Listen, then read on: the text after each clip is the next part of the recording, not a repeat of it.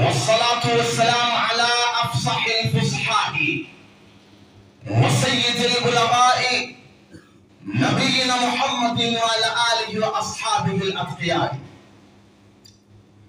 اللهم صل على محمد وعلى آل محمد كما صليت على إبراهيم وعلى آل إبراهيم، وبارك على محمد وعلى آل محمد كما باركت على إبراهيم وعلى آل إبراهيم في العالمين إنك حميد مجيد.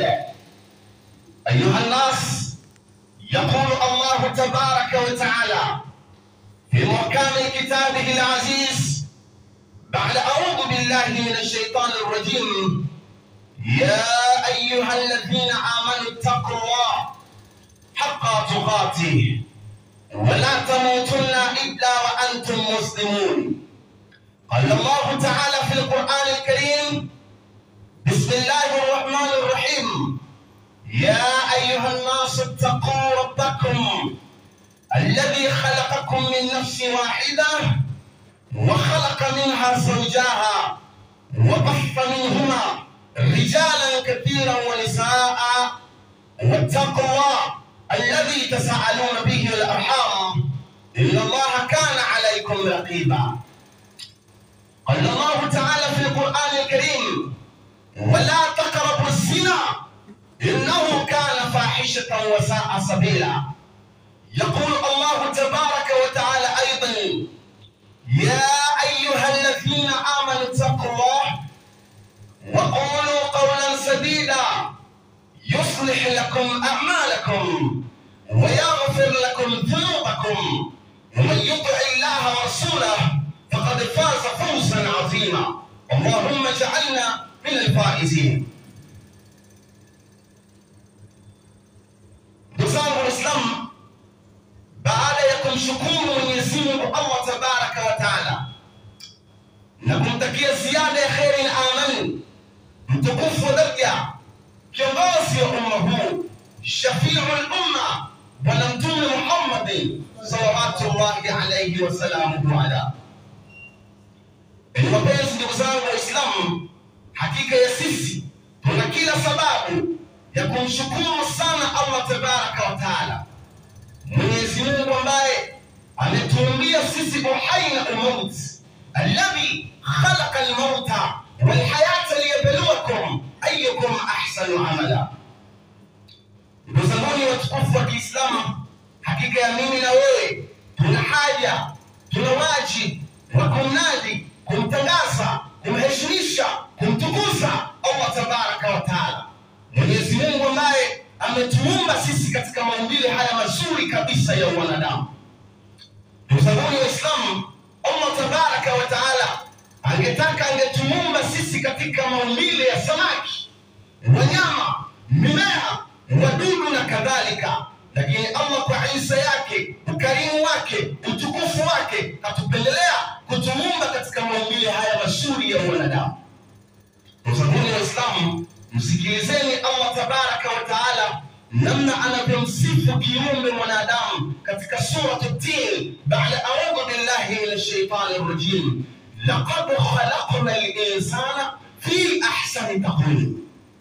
Kwa hakika tumemuumba kiumbe mwanadamu katika maumbile mazuri, maumbile bora, maumbile yenye kuvutia. Ndugu zangu Waislamu, tulitumie vyema umbile hili zuri la wanadamu katika kutekeleza makusudio ya kuumbwa kwetu, kama ambavyo Allah Tabaraka wa Taala anasema katika sura Adh-Dhariyat baada a'udhu billahi minash shaitani rajim: wama khalaqtul jinna wal insa illa liya'budun. Sikuwaumba majini na watu isipokuwa waniabudu. Ndugu zangu, tumeumbwa hivi kwa ajili ya kutekeleza ibada. Ndugu zangu, kwa haraka haraka jambo la kujiuliza, ibada ni kitu gani? Ibada ni nini? Unaposikia ibada unaelewa nini? Ndugu zangu Waislamu, mtaalamu mmoja anasema al-ibadatu ismu jami'un wa kullu ma yuhibbuhu Allah wa yarda min al-aqwali wal a'mali. Mtaalamu anasema ibada ni jina ambalo limekusanya yale Allah tabaraka wa taala na kuyaridhia kutokana na maneno na matendo.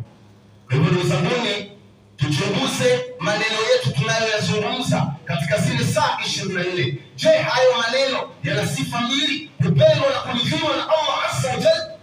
Ikiwa ni hivyo, tia tiki, weka vyema, hiyo ni ibada. Lakini pia tuchunguzeni matendo yetu tunayoyatenda, siri na dhahiri. Je, yanapendwa na Allah, yanaridhiwa na Allah tabaraka wa taala?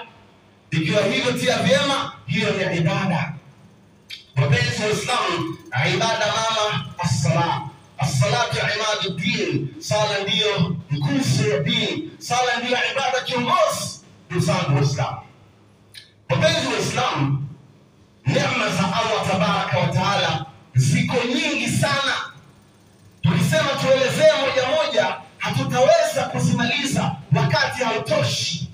Hivyo basi, kwa ajili hiyo tuziheshimishe neema zote za Allah tabaraka wa taala kwa kusema maneno haya. Sote tuseme alhamdulillahi rabbil alamin. Tuseme tena alhamdulillahi rabbil alamin. Ndugu zangu watukufu wa Kiislamu, wa area hii ya Chanika mwisho jijini Dar es Salaam, hasa hususan Waislamu nyingi wa Masjid Rahim, khutba yetu ya Ijumaa hii leo ni khutba ambayo inaigusa dunia. Wapenzi wa Kiislamu, khutba yetu ya leo inaitetemesha dunia. Ndugu zangu Waislamu, khutba yetu ya leo inagusa udhaifu wetu. Wapenzi wa Kiislamu, wako watu tunapambana katika harakati za halali za kutafuta riziki kwa sababu ya huo udhaifu wetu. Sabuni, wako wengine wanapambana katika mambo ya haramu kutafuta riziki kwa sababu ya huo udhaifu wetu. Wapenzi wa Kiislamu, wako ambao wanahitaji wanatoka katika Uislamu na kwenda katika madini mengine ambayo sio sahihi kwa sababu ya huo udhaifu wetu. Wapenzi wa Kiislamu, wako ambao wanarudi katika dini ya Uislamu, wanaingia katika dini ya Uislamu, wanasilimu kwa sababu ya huo udhaifu wetu. Ndugu zangu, leo hii wako watu wanadhalilishana, wanatukanana, wanachinjana, wanauana, wananuniana kwa sababu ya huo udhaifu wetu. Ndugu yangu Muislamu, naona una hamu sana ya kujua ni mada gani hiyo, ni kitu gani hicho. Bila ya kuchelewa, adresi ya hotuba yetu ya leo tutaangalia anwa'u nisa, aina za wanawake. Wapenzi wa Kiislamu, leo hii tutazungumzia aina za wanawake. Leo tutapata faida ya kuwajua wanawake wakoje, wako katika makundi gani na gani, kadri Allah tabaraka wa taala atavyotuwezesha. Ndugu zangu Waislamu, kwa nini tunawazungumzia wanawake?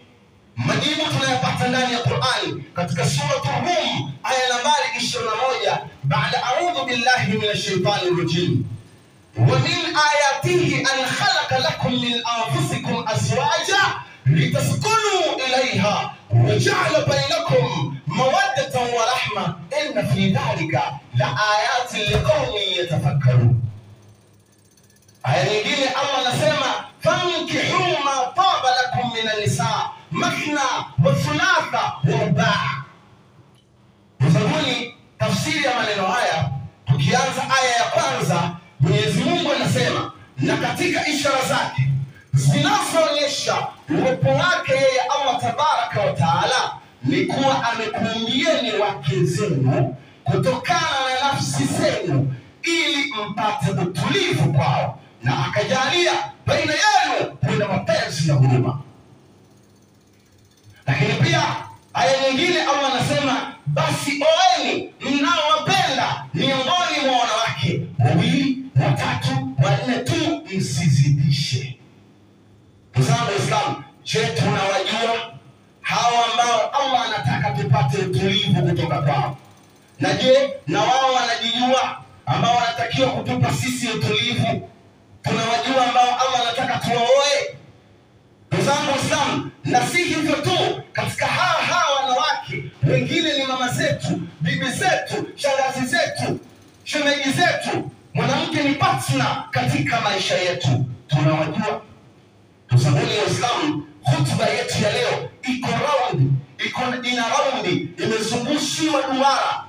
Mjue mtu ili uweze kuishi naye, mjue ili uweze kupambana na madhaifu yako. Tusabuni Waislamu, hebu sasa tumwangalie mwanamke aina ya kwanza anayepatikana katika huu ulimwengu. Mwanamke huyo kitaalamu zaidi anaitwa al-mar'atu al-maddiya. Tusabuni maana ya maneno haya ni mwanamke mwenye kupenda sana mali, mwanamke mpenda sana pesa. Kwa lugha ya vijana mtaani wanasema mwanamke mwenye kupenda sana makoto. Mwanamke huyo anapenda sana mali. Kanuni iko hivi, wataalamu wanasema la yujadu imra'atun tuhibbu al-mal walakin yujadu darajat mutadarrijatun min hubbi al-mal. Wataalamu wanasema hakuna mwanamke yote asiyopenda mali. Sasa kwa nini huyo anaitwa mpenda sana mali? Ni kwa sababu ile daraja yake ya upendaji wa mali iko juu sana kuliko wanawake wengine. Yaani mwanamke huyu yuko tayari kuua mtu ili aweze kupata mali. Yuko tayari kumuua mume wake katika idara ya ndoa.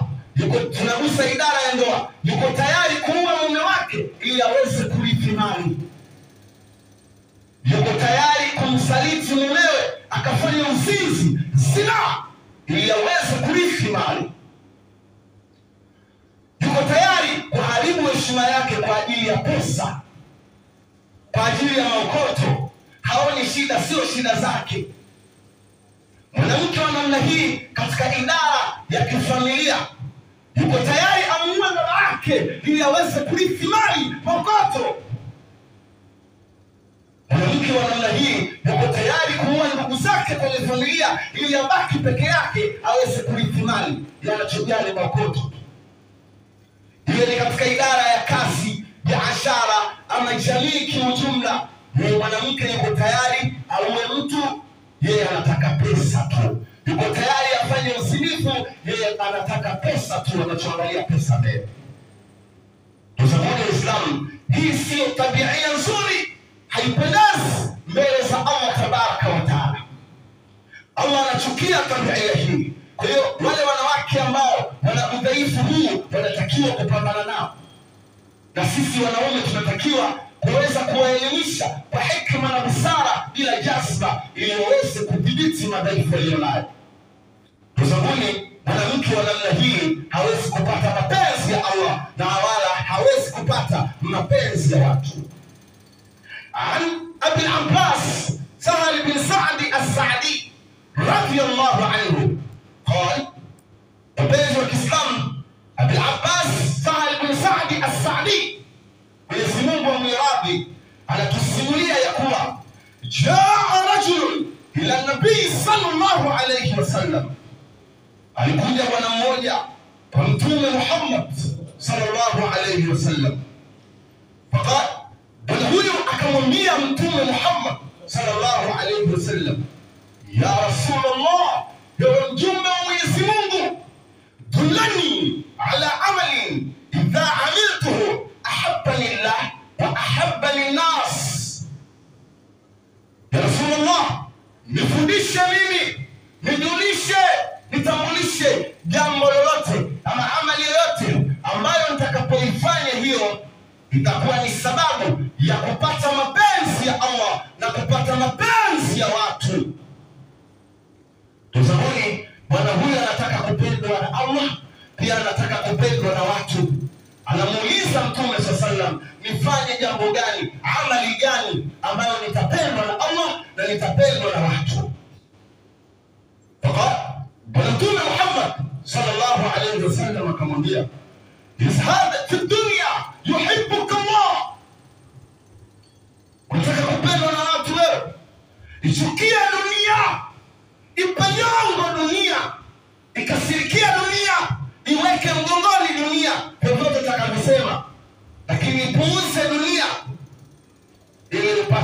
mapenzi ya Allah. Maana yake nini? Kandamiza nafsi yako na matamanio ya kidunia, iweke mbele akhera ili uweze kupata mapenzi ya Allah. Unataka kupendwa na watu wewe? Mtume sallallahu akaendelea kusema, akamwambia bwana huyu, wazhab fima inda nas yuhibbuka nas, vichukie vilivyoko kwa watu, chukia mambo ya watu, vitu vya watu, watakupenda watu. Tuzama Waislamu, mwanamke wa namna hii nani atampenda? Hawezi kupata mapenzi ya Allah wala hawezi kupata mapenzi ya watu. Kwa sababu gani? Yuko tayari kuua ili aweze kupata maukoto, aweze kupata pesa, aweze kupata mali. Kwanza kuua tu ni dhambi kubwa. Mtume Muhammad sallallahu alayhi wasallam asema, akbarul kabair, madhambi makubwa, miongoni mwa madhambi makubwa mojawapo wakati nas, na kuua watu. Sasa mwanamke huyu akimuua mumewe ili apate mali, kashamkosea Allah tabaraka wa taala. Dhambi lingine kubwa, azina, kufanya uzinifu. Yeye yuko tayari azini ili aweze kupata pesa.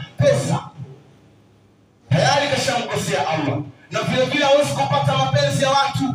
Watu watamuogopa, yule mwanamke afai, usioe yule shekhe, alishamuaga kishapata story, kamuua mume wake, kamuua dada yake, ndugu yake, mfanyakazi mwenzie huko ofisini, ili aweze kupata yeye cheo. Lazima atamuogopa watu, hawezi kupata mapenzi ya watu. Ndugu zangu Waislamu, kama nilivyosema, hotuba yetu ya leo iko katika round, inazungukwa na neno mjue mtu ili uweze kuishi naye. Na huyo mwanamke ajijue ili aweze kubadilika na kupambana na madhaifu yake, ili aweze kupata radhi za Allah tabaraka wa taala. Leo tunazungumzia adwa'un nisa, aina za wanawake. Kwa sababu Uislamu, wanawake wako duniani kote, si Amerika, si Afrika, si barani Ulaya wala Asia na kadhalika. Wanawake wanapatikana katika dunia nzima, na ndiyo maana tukasema awali, hotuba yetu ya leo inaigusa dunia. Kwa sababu dini imekuja kwa ajili ya kupambana na madhaifu tulionayo. Kwa hiyo mwanamke wa namna hii anatakiwa kupambana na huo udhaifu ili aweze kupata mapenzi ya Allah na pia apate mapenzi ya watu. Sababu Allah tabaraka wa taala atujalie mwisho ulio mwema. Katika hotuba yetu ya pili tutakuja kuendelea na mwanamke mwingine. Barakallahu li wa lakum bil Qur'anil azim wa nafa'ani wa iyyakum bil ayati wa dhikril hakim. أقول قولي هذا وأستغفر الله العظيم لي ولكم ولسائر المسلمين والمسلمات والمؤمنين والمؤمنات فاستغفروه إنه هو الغفور الرحيم وهو البر الكريم فادعوا ربكم. أبناء بسم الله الرحمن وبالرحيم دائم الإحسان، فالحمد لله القديم الأول الآخر الباقي بلا تحول، ثم الصلاة والسلام سرمدا على النبي خير من قد وحدا وآله وأصحابه ومن تبع سبيل الدين الحق غير مبتدع. أوصيكم عباد الله وإياي بتقوى الله وطاعته. وبعد، نزانو waheshimiwa Waislamu, hotuba yetu ya Ijumaa hii leo tunazungumzia anwa'un nisa, aina za wanawake.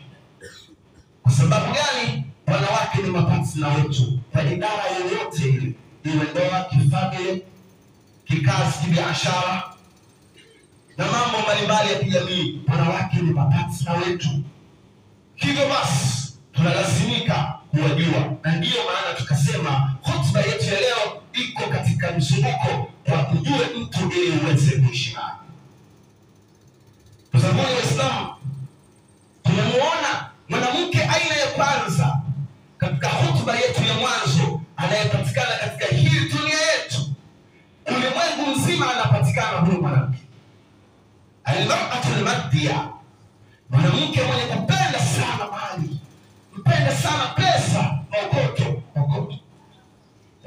yupo katika dunia yetu. Hebu tumwangalie mwanamke wa aina ya pili anayepatikana katika hii dunia yetu. Mwanamke huyo anaitwa nani? Wataalamu wanasema huyu anaitwa al-mar'atu al-asabiyya. Al-asabiyya. Sabuni al-asabiyya ni mwanamke wa namna gani? Hebu tuwaulize wataalamu. Wasomi wanasemaje? Wanasema hiya imra'atun sari'atul ghadab. Mwanamke huyu al-asabiyya ni mwanamke ambaye ni mwepesi wa kukasirika. Ni kitu kidogo tu amemind, amekasirika vibaya mno. Inawezekana katika idara ya ndoa mwanaume umesahau tu kufunga mlango, Daudi umechoka na utafutaji, mwanamke huyu atabwata vibaya mno. Hilo ukirudi tu muda umefunga mlango, atakasema tu nyoka aingie, na kitu kidogo anaanza kubwata, yani kama umefanya tatizo kubwa. Kikombe umekiweka vibaya, ataanza kubwata kikombe tu, yani mpaka unajua sasa sasa hapa kikombe tu mtu anabwata, kashakasirika, yani mpaka unashangaa. Nguo umeweka vibaya, sio sehemu yake, ushaanza ukishakuja wewe tu chumba shagala bagala, kitu kidogo tu mwanamke huyu anabwata, ana panic. Kwa hiyo wako wanawake katika maisha yetu ya kila siku al-asabiyya, ni wepesi wa kukasirika. Tunaishi nao kwa sababu gani? Ni mapartner wetu, iwe katika ndoa, katika biashara, katika idara za kifamilia, kikazi na mambo mbalimbali. Wanawake wa namna hii tunaishi nao. Wataalamu wanasema utamjuaje mwanamke huyu kwamba ni al-asabiyya, ni mwepesi wa kukasirika? Ana alama gani? Ana dalili gani? Wanasema sifatu zawjatul asabiyya, sifa za huyu mwanamke. Unaweza kusema alama zake kama muonekano wake ili uweze kumjua. Wanasema rafu sawt ala al-akharin sawa'an zawj au al-abna'i au al-afrad al-usra wal-muhitin. Wataalamu wanasema sifa yake kubwa huyu mwanamke ni mwenye kunyanyua sauti, ni mwenye kupaza sauti. Yeye anaongea kwa ukali, anawakalikia watu, anabwata, anabwatuka, anabwatia watu. Haijalishi awe mume wake, awe mtoto wake, wawe watu wanaomzunguka katika jamii, yeye huongea kwa ukali sana. Unakuta kama nilipotoka kutoa ule mfano, jambo dogo anabwatuka mpaka nyumba ya nane wanasikia.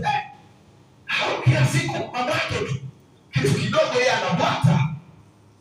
Ndugu zangu, wanawake hawa tunao katika maisha yetu. Yeye mtu akukalika kubwata, anaongea na mume wake, hachungi mipaka. Sasa ukimkosea itakuwaje? Ndio kabisa atabwatuka, atasema kwa ukali. Tusabuni, hii sio tabia nzuri, iwe katika nyanja ya ndoa, iwe katika nyanja ya kifamilia, iwe katika nyanja ya kikazi, kijamii na mambo mbalimbali. Mwanamke mwenye tabia hii haipendezi mbele za watu.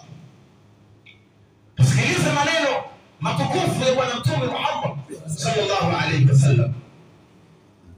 Mtume Muhammad sallallahu alayhi wasallam asema khairu nisa allati tasurruhu idha nadhara.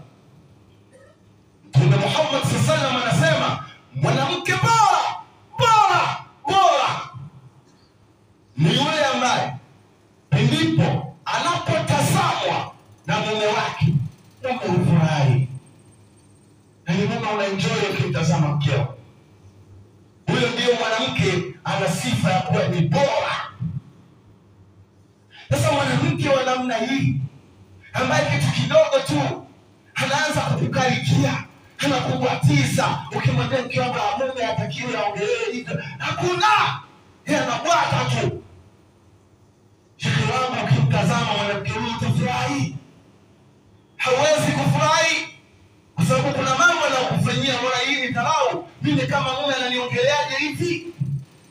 Hata kama nimekosea kweli, kuna namna ya mwanamke kuongea na pepo yake. Kwa tabia ambazo Mungu ametupa, tukimridhia Allah amemridhia. Mume akimridhia mkewe Allah amemridhia. Sasa wewe unajua hii ndio daraja yako, unatafuta pepo hapa, alafu unaongea kwa ukali, hata kama ndio mwanaume mwingine anamsaba kibao. Kwa sababu mwanamke huyu sio bora, sifa hii akiwa nayo mwanamke sio bora. Kwa hivyo sisi ndugu zangu tuwarekebishe kwa hekima, na ndio maana nikasema mjue mtu ili uweze kuishi naye. Na ukishajua yule mwanamke na waamiliana naye ana sifa hii, mwepesi wa kukasirika, kwa hiyo unaishi naye kwa tahadhari, kwa hekima na busara, huku ukiangalia njia nzuri ya kuweza kumfikishia.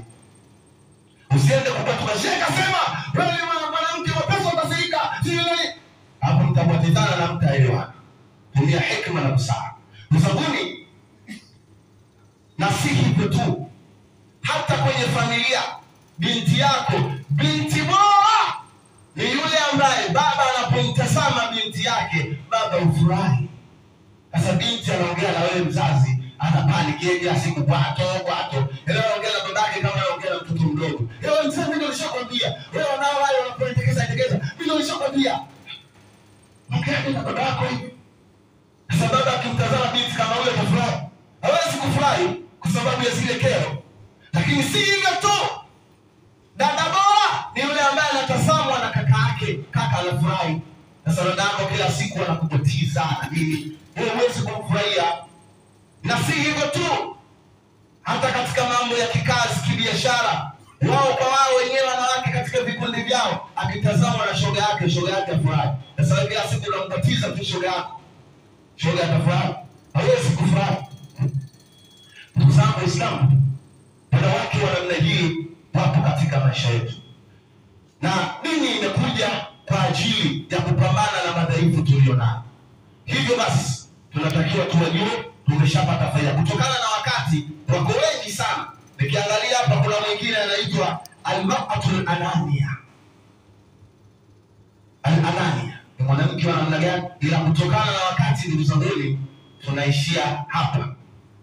Wapenzi wa Kiislamu, tunachunga wakati kwa mujibu wa viongozi wetu wa msikiti, tunawaheshimu maimamu zetu na uongozi kiujumla wa Masjid Rahim. Kwa hivyo kwa leo tumewaangalia wanawake hao wa aina mbili, mwanamke mpenda sana mali na mwanamke ambaye ni mwepesi wa kukasirika. Wanawake hawa tunaishi nao kila siku katika maisha yetu. Na wanawake msikonde, inawezekana sana shekhe leo katugusa sisi tu, vipi wao? Usabuni Allah akijalia baada ya aina hizi za wanawake, tutawazungumzia wanaume, tutajizungumzia wenyewe ili tujijue sisi tuko katika makundi gani, namna gani ya kupambana na madhaifu yetu tulionayo, na wanawake nao waweze kutujua, kumbe mume wangu yupo katika aina hii, udhaifu wake huu, kwa hiyo ajue namna gani ya kuishi na wewe.